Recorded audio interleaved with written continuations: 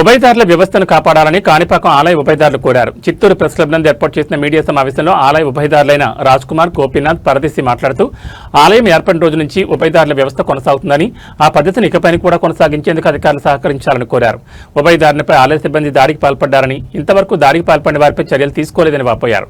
కాణిపాకం ఆలయ అభివృద్ధి పనులలో ఉభయదారుల సలహాలు, సూచనలు పాటించాలని, ఇదివరకు ఉభయదారు సంఘం అధ్యక్షుడిగా ఉన్న ఈశ్వర్ బాబు చనిపోవడంతో నూతన అధ్యక్షుడిగా ఎన్నుకునేందుకు ఈ నెల 24వ తేదీన ఆదివారం జరిగే సమావేశానికి ఆలయ ఉభయదారులందరూ హాజరు కావాలని, నూతన అధ్యక్షుడిని ఎన్నుకున్నందుకు అందరూ సహకరించాలని కోరారు. మా ఉభయదారులు అందరూ కలిసి మాట్లాడుకొని 22వ తేదీ 24వ తేదీ ఆదివారం రోజు ఈశ్వరుని గుడిలో ఉభయదారులంతా చేరి మా యొక్క ఉభయదారు కమిటీ చైర్మన్ని ఎన్నుకునేదానికి దానిపైన చర్చించాలని మా యొక్క ఉద్దేశం. ఎందుకంటే ఈ మధ్యకాలంలో కాణిపాక గుడికాడ అధికారులు ఎవరు కూడా స్పందించడం లేదు. ఒక ఉభయదారు అంటే కూడా గౌరవం లేదు. చూడండి, ఒక ఉభయదారి పైన అక్కడ పనిచేసే సిబ్బంది దాడి చేస్తే ఈఓ గారికి కంప్లైంట్ చేస్తే కూడా కనీసం అధికారులు కానీ, ఈఓ కానీ, లేక చైర్మన్ గారు కానీ కూడా ఇంతవరకు స్పందించలేదు. 8వ తారీఖున దాడి చేస్తే కూడా. కాబట్టి మేమందరం కూడా అక్కడ ఉభయదార వ్యవస్థ పూర్వజన్మల నుంచి కూడా మాకంతా ఇచ్చినటువంటి పరిస్థితి అక్కడ. ఆ వ్యవస్థని మేము కాపాడుకోవాలా, ఆ వ్యవస్థని మేము అక్కడ అట్లే కొనసాగించాలని చెప్పి మేమందరం కూడా 24వ తేదీ ఆదివారం పూట ఆడందరూ చేరి మేము దీనిపైన పూర్తిగా చర్చించి త్వరలోనే ఈ కమిటీలని కూడా వేసుకొని మేము గుడికి డెవలప్మెంట్కి మేము సహకరించాలని కూడా మేమందరూ కూడా ఒక ఏక నిర్ణయంతో అందరికీ తెలియపరిచి చేస్తున్నాం. ఈ విషయాలను మీతో పాల్పంచుకోవాలనేసే మేము ఈ ప్రెస్ క్లబ్ ద్వారా అందరికీ ఉభయదారులకు కూడా తెలియజేస్తున్నాం. అందరూ ఉభయదారులు కూడా మీరందరూ కూడా దయచేసి అందరూ వచ్చి మన వ్యవస్థని ముందుకు తీసుకుపోయేదానికి అందరూ కూడా పాల్పంచుకోవాలని కూడా ఉభయదారులు అందరూ కూడా మేము కోరుతా ఉన్నాము. కాదన్నా, మీ సమస్యలు ఏమన్నా? మా అధ్యక్షుల వారు మరణించిన అనంతరం అక్కడ జరిగే పరిణామాలు ఏది కూడా మాకు సహకరించడం లేదు. ఒకరిని కొట్టినారు, ఉభయదాన్ని కొట్టినారు. కంప్లైంట్ అంటే అధికారులకు ఇచ్చాము. ఎందుకంటే ఆయన ఒక ఎంప్లాయీ కాబట్టి ఆయనకి ఎత్తుకొని పోయి ఇవ్వండి చైర్మన్ గారు చెప్తే చైర్మన్ గారు ఏమన్నారు కంప్లైంట్. ఇంతవరకు పాపం ఎవరు పట్టించుకోలేదు. జరగలే కదా. మళ్ళీ పోలీసులు కూడా కలిసి ఏకదాటిగా ఒక నిర్ణయం తీసుకోవాలి కదా. మాకంటూ కూడా ఒక పెద్ద దిక్కు మా అధ్యక్షుల వారు లేరు. కాబట్టి కమిటీని ఇప్పుడు మేము ఫుల్గా ఫామ్ చేసుకొని మేము కూడా అక్కడికి వెళ్ళాలని, అక్కడ కమిషనర్ గారు ఇచ్చేటువంటి ఆదేశాలు కూడా ఈఓ గారు పాటించడం లేదు. వాళ్ళకి స్వార్థాని కోసమే వాళ్ళు అక్కడ పనిచేస్తున్నారు తప్ప యాత్రికులకు కూడా వాళ్ళు సరైన మెరుగైన సేవలు చేయటం లేదు. దీన్ని మేము ఉభయదారులుగా అడిగితే కూడా వాళ్ళు రెస్పాన్స్ లేదు.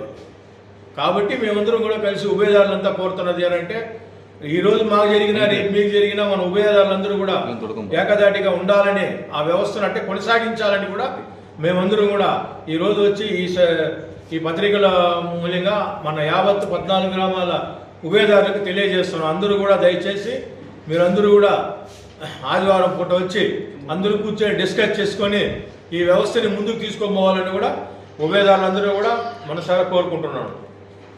నమస్తే సార్. చిత్తూరు జిల్లాలో ఉండే విలేకరులకి అందరికీ కాణిపాక మీద దృష్టి పెట్టమనేసింది ఏడుకుంటున్నాం సార్. కారణం ఏమంటే కాణిపాకలో వ్యవస్థ బాగలేదు, వ్యవస్థే శూన్యం అయిపోయింది. హైకోర్టు ఆర్డర్ని అమలుపరచలేదు, కింద కోర్టు ఆర్డర్ని అమలుపరచలేదు, కింద కోర్టు ఆర్డర్ని అమలుపరచడం ఆడ చైర్మన్ అనేది ఉభయదారులు 14 గ్రామాలు ఉభయదారులు వ్యవస్థ ఏమంటే ల్యాండ్ ఇచ్చింది ఉభయదారు, గుడిని డెవలప్ చేసింది ఉభయదారు, గుడియే ఉభయదారుల గుడి.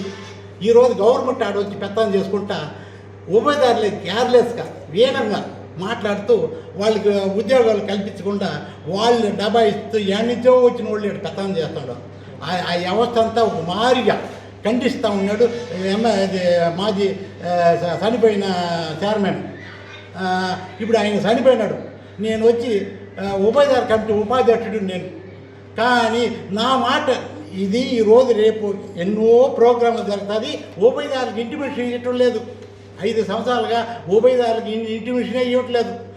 ఇప్పుడు పరదేశ్ గారు చెప్పినట్టు ఉభయదారు వ్యవస్థనే పాడు చేసేదానికి ప్రయత్నం చేస్తా ఉన్నారంటే 100% వాస్తవం. ఆ గుడి వచ్చి ఉభయదారులదే, గవర్నమెంట్ ఇది కాదు.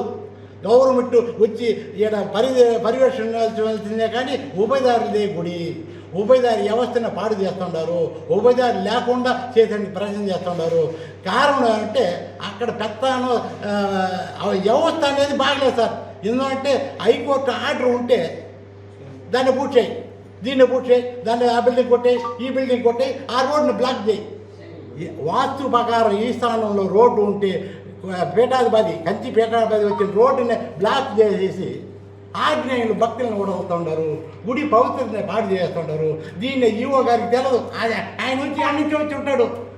ఆగమ శాస్త్రానికి ఆయన గురించి ఆయనకేం తెలుసు? ఆయనకేం తెలుసు? ఆయన మంచోడే. కానీ ఇక్కడ ఉండేవాళ్ళు స్థానికులు సక్రమ పని చేయట్లేదు. ఇక్కడ చైర్మన్ దాన్ని అజ్మాన్ చేయాలా?